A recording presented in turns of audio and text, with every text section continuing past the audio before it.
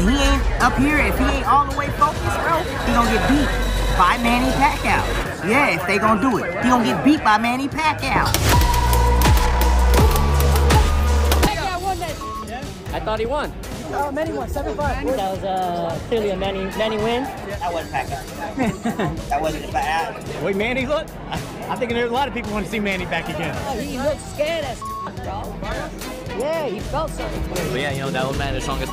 That while I fight, when they start talking, that's when y'all get them. I'ma beat his ass for y'all talking. For real. Y'all better be quiet. Get your hand out, he ain't ready for Tank. Any possibility that you would go back in the ring and fight someone like a Tank Davis?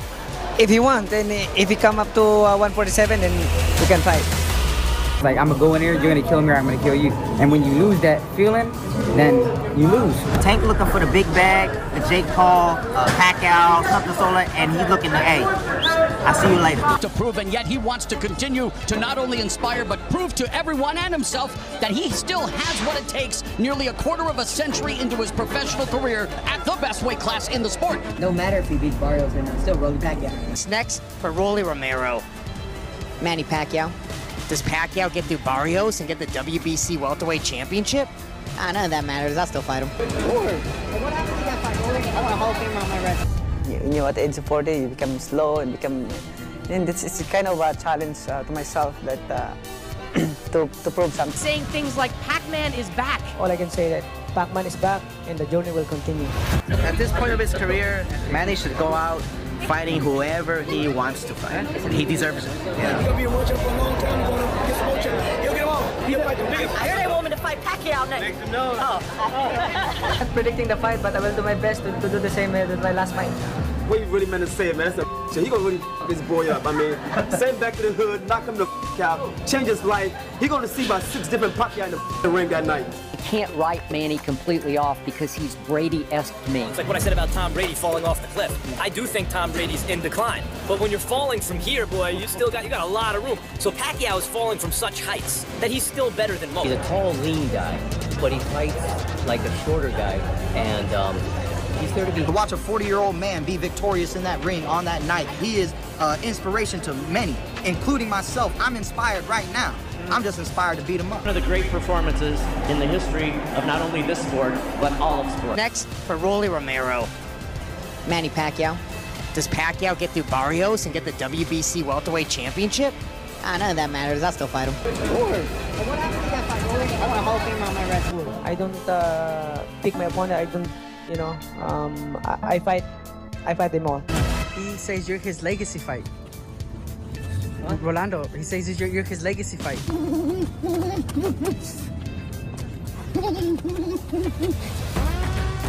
In terms of that fight, I don't hate it. I think the build-up will be great. Mario wasn't the most marketable guy in terms of doing interviews and selling the fight, but Rollies, dude, that guy can sell. He get in that ring, and he ain't up here, if he ain't all the way focused, bro, he gonna get beat by Manny Pacquiao. Yeah, if they gonna do it, he gonna get beat by Manny Pacquiao. The ring with a record of 14 wins, 12 wins coming by way of knockout. Tonight making his first attempt at a world title. Ladies and gentlemen, here's the colorful and dangerous WBA Rolando Romero. His record stands at 61 wins, 7 losses, 2 draws, with 39 wins coming by way of knockout. Here is the icon of the sport and future Hall of Famer. Ladies and gentlemen, please welcome boxing's legendary and only 8-division champion of the world, introducing the one and only Manny Pac-Man Pacquiao! Pacquiao, knockout lang kuno daw ang aabutin sa makakalaban ngayon na si Rolando Romero. Kilala si Rolando Romero na mayroon din talagang lakas at diin ang mga suntok nito na pinapakawalan, na kung saan isa siya sa mga boksingerong nagpahirap kay Gervonta Tank Davis. Bagamat hindi po mas pinagbibigyan ng pansin itong si Rolly Romero ang kanyang mga jab, ay ang matatalim naman ito ng mga hook ang talagang gumigiba sa kanyang mga nakakalaban. At ang mga ganitong klase na hook din talaga, mga idol, ang nagpahirap at nagpatulog ito sa ating pambansang kamao na si Manny Pacquiao noon. Kaya sinasabi po ng ilang mga boxing analyst doon sa bansang Amerika na itong si Rolando Romero ang susunod na di umanong makapagpapatulog sa ating kababayan at tuluyang makapagpaparetiro sa ating pambansang kamao na si Manny Pacquiao. Ngayon mga idol, alam nyo po ba, maraming nababahala sa mga nagiging hakbang ng ating pambansang kamao Manny Pacquiao ngayon dahil sa parabang limitado na ang kanya na namang pagsasanay na gagawin upang mapaghandaan ng gusto ang kanya ngayong paparating na mabigat na laban dito sa 147 pounds welterweight division na kung saan 3 buwan nga lang ay atin pumuling makikitang lumaban ang ating pambansang kamao Manny Pacquiao sa mas batang kampiyon. Sa nakaraan po kasing laban ni Pacquiao sa WBC welterweight world champion na si Mario Barrios ay sinabi ni Pacquiao na kulang kuno ang buwan ng kanyang pagsasanay para sa gayon ay paghandaan si Barrios. Pero dito sa pagkakataon po kasing ito mga idol, nababahala muli ang mga Pinoy dahil sa mukhang kukulangin muli ng panahon nitong si Pacquiao para sa gayon nga ay mapaghandaan ang kanyang mabigat na laban sa matunog na pangalan na kanya kanong kakaharapin sa unang buwan ng taong 2026.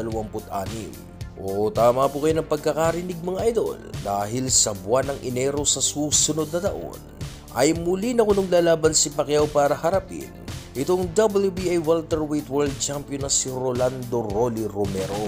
Si Romero po talaga ang napipisil na pwedeng makalaban ni Pacquiao nung mauwi sa tabla itong laban niya kay Mario Barrios. Ayon po sa mga lumabas na balita, ay nasa final na di umano na diskusyon at negosasyon ang magiging world title fight na ito. Isa ito sa mga gustong mangyari na laban ng ating pambansang kamao dahil sa mayroong pagkakataon na mabasag niya ang kanyang sariling legasiya. At yun na nga, ay ang maging pinakamatandang kampiyon dito sa 147 pounds welterweight division. At makakamit niya lamang ito sa pagtalo dito sa mas malaki at mas malakas na kampiyon na si Romero. Pero hindi po kasi biro ang kakayahan ng kampiyon na ito mga idol, na may malakas na hook at sobrang didiing mga patama.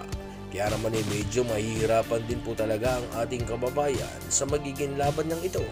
Lalo pa po't alam naman natin na hindi na ang prime na Manny Pacquiao ang lalaban, na mayroong mga limitadong paggalaw at ginagawa para maiwasan ang mga madidiing suntok ng kanyang kalaban. Hindi na ito yung Pacquiao na tumatalon sa magkakaibang anggulo para iwasan ang mga malalakas sa suntok ng kanyang kalaban, na kung saan mas tinatamaan at mas madali na ring mapatamaan ang ating kababayan. Pero mas magiging madali na laban ito para kay Pacquiao dahil sa hindi nga mahilig bumato ng jab itong si Romero. Kaya naman hindi po magiging komplikado ang mga pagpasok nitong si Pacquiao sa depensa nitong si Rolly Romero, na siguradong magre-resulta ng isang kapanapanabik na laban dito sa pagitan ni Manny Pacquiao at Rolly Romero. Hindi natin may tatanggi na itong si 8th Division World Champion Manny Pacquiao ang isa sa mga tinitingalang boksingero noon sa kanyang kapanahunan, na kung saan dala-dala ng matinding excitement sa kanyang mga laban na talagang namang hindi kaantukin sa oras na siya na ang tumapak sa ibabaw ng luna. Kaya naman hindi magkaumayaw ang mga boxing fans sa oras na siya ay mapapalaban, dahil sa siguradong titigil ang Pilipinas pag siya na ang lalaban para sa ating bayan. Ngayon sa video po kasing ito mga idol, iihahain ko sa inyo ang isa sa pinakamabigat na laban nitong si Manny Pacquiao ng kanyang kaharapin, ang mas bata noong kampiyon at may hawak ng WBO o World Boxing Organization welterweight world title belt na si Jessie Vargas. Itong si Pacquiao ay nagbalik sa kanyang pagre-retiro dahil sa na-miss di umano niya ang boxing, at sa kanyang pagbabalik ay agad-agad po nitong sinagupa ang kampiyon na si Jessie Vargas. I'm happy to be back. I feel lonely and sad when you are thinking you're not longer active with the sport of boxing. You know, I want to box, I want to continue because Sa laban na ito mga idol ay maraming naniniwala na hindi na kaya di umano nitong si Pacquiao makipagsabayan sa mas batang kalaban.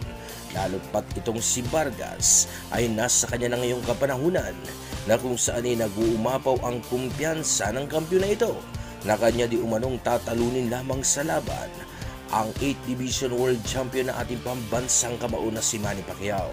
Let's come out victorious and to show that I'm the best in the welterweight division. What have you done to prepare for Manny? What have I done? What have we done? My team and I have prepared tremendously in a great way, and we look forward to performing well because that's what we work for. You know, and this November 5th, this Saturday night, tomorrow night, we're going to give the fans a great performance, and we plan to come out victorious. We worked hard for it, and we have no doubt that will be the outcome. Walang kaalam-alam si Vargas na hindi pa rin nawawala ang bagsik nitong si Pacquiao. Kaya naman po yung mararanasan ng kampiyon na ito ang pagkatalo na hindi niya pa nararanasan sa kanyang talang buhay. Kaya naman ay huwag po natin patagalin pa at sabay-sabay po natin ngayong panoorin ang highlights ng kanilang buong naging sagupaan. Sa unang round mga idol ay medyo po nagiging maingat ang ating kababayan na si Pacquiao dahil sa aminado itong si Pacquiao na malakas din itong kanyang kalaban. Kaya naman binabasa at kinakapapa ng ating kababayan ang lakas at diskarte ng kanyang kalaban sa pagbato ng suntok.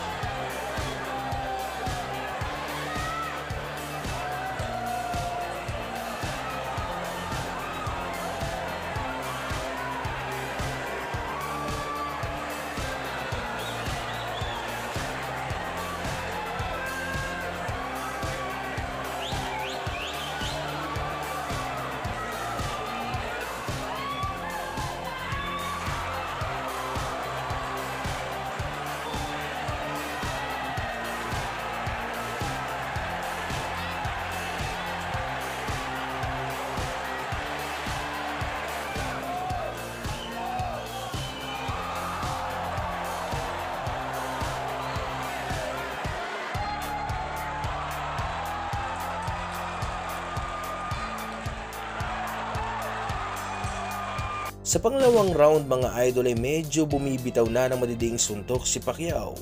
Gusto ni Manny Pacquiao na makakuha ang round 2. Kaya lamang kasi ay desidido ang kampiyon na si Jesse Vargas na makakuha ang face ng laban. Pero hindi niya inaasahan ang mangyayari dahil sa lalagapak pala ang kanyang puwetan sa lakas ng suntok na pinakawalan nitong si Manny Pacquiao.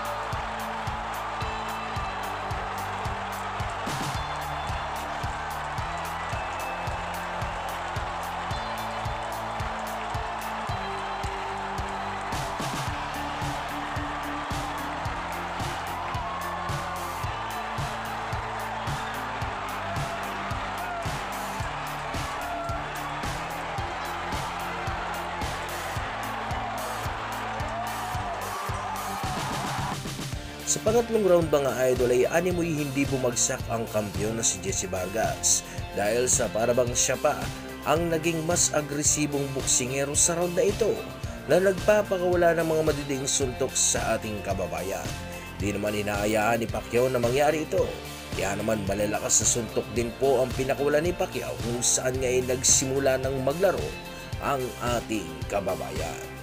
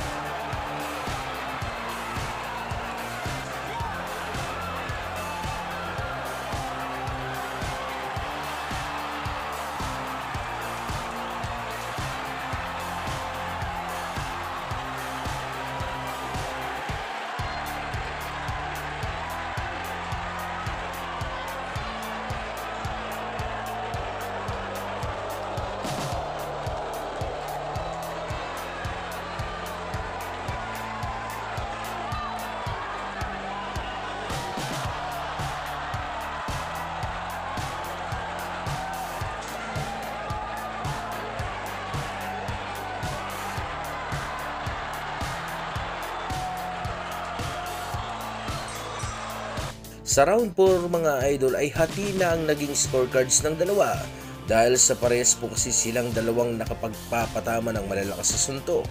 Pero ang round na ito ay binigay po kay Jesse Vargas mga idol dahil sa may isang kanang malakas sa suntok na naipatama itong si Jesse Vargas sa mukha ng ating kababayan.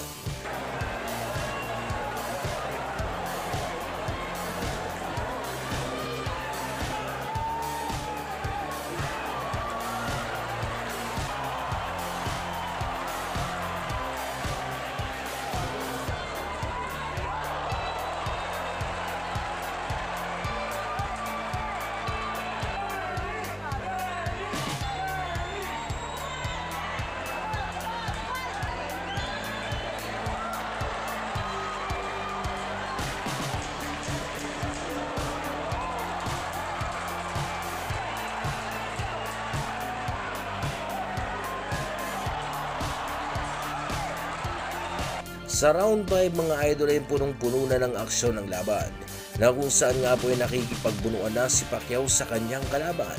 Hindi naman basta-basta nagpapadaig itong si Jesse Vargas dahil sa agad-agad po kasi itong bumabato ng maraming suntok sa tuwing pumapasok na sa kanyang depensa ang ating kababayan.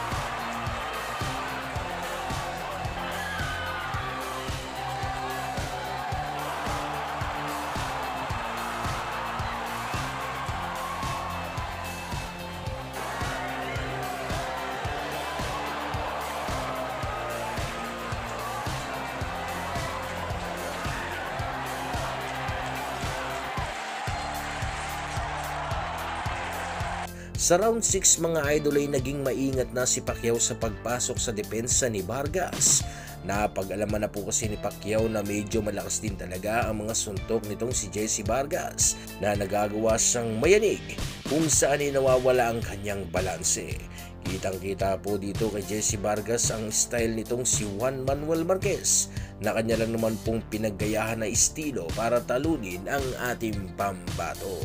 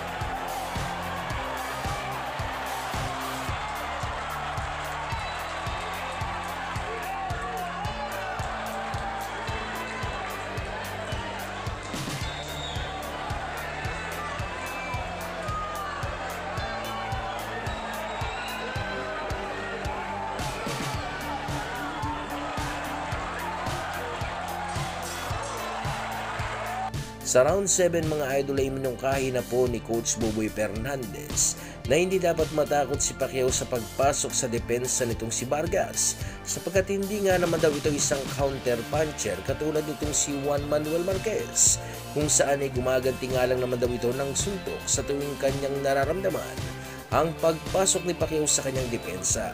Kaya naman ay nagsimula muli ang bagyo mula sa ating pambansang kamao.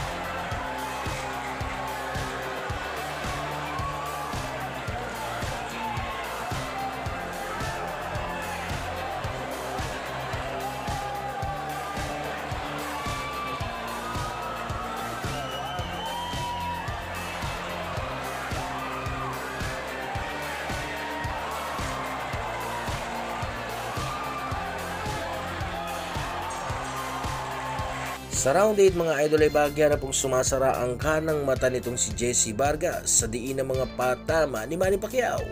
Hindi na mabasa-basa ni Vargas ang lokasyon ng mga pinanggagalingan ng mga suntok nitong ating kababayan.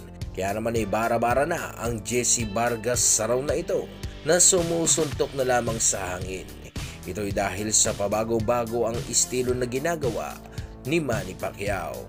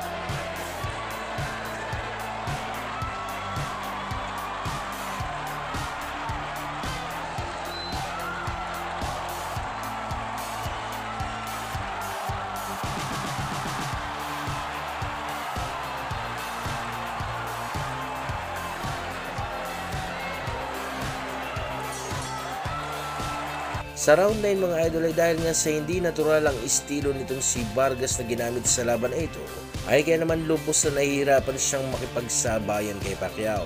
Inakala ni Vargas na sasapat ang estilo nitong si Dinamita Marquez para pahirapan itong si Pacquiao. Pero hindi po may epektibo ang estilong ito na naging dahilan kung bakit hindi po magawang makatama na ni Jesse Vargas sa malikot na si Manny Pacquiao.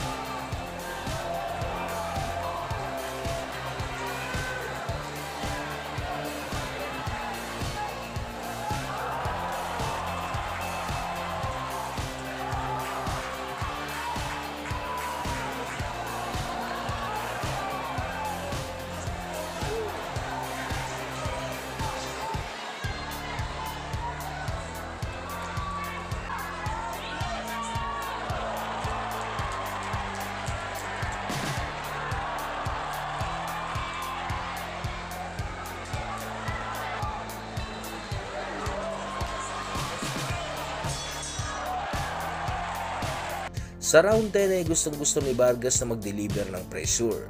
Kaya lamang ay hindi malaman-laman itong si Vargas sa kung papaano niya nga ba ito maisasagawa. Dahil sa hindi kasi basta-basta nagpapadikta na lamang sa laban ng ating kababayan na si Manny Pacquiao. Kaya naman po sa laban na ito ay nagbistulang bata na si Jesse Vargas na sumusuntok ng wala sa anggulo.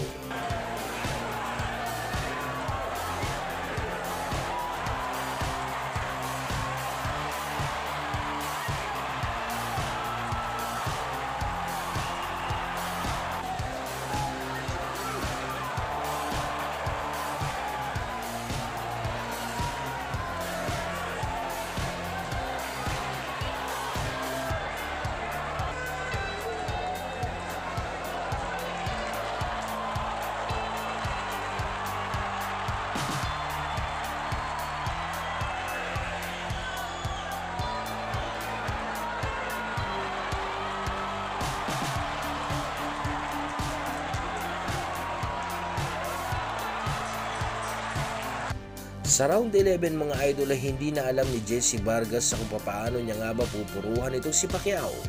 Makikita po sa naging laban na ito mga idol ang agwat ng ganilang mga kakayahan na kung saan ay mas napupuruhan ni Pacquiao ang mas batang kampiyon na si Jesse Vargas.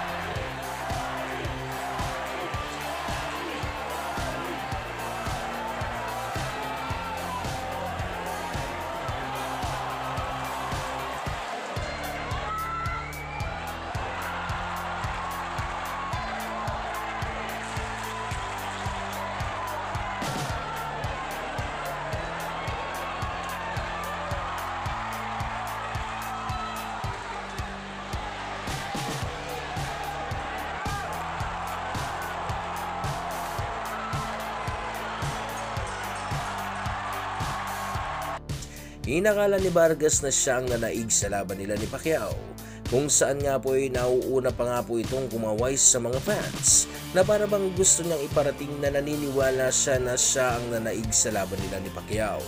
Pero katulad niya ng inaasahan mga idol, ay dahil nga sa mas maraming naipatamang malalakas sa suntok itong si Pacquiao, ay kaya naman siya ang nanaig sa laban at nag-uwi ng WBO Welterweight World Title Belt.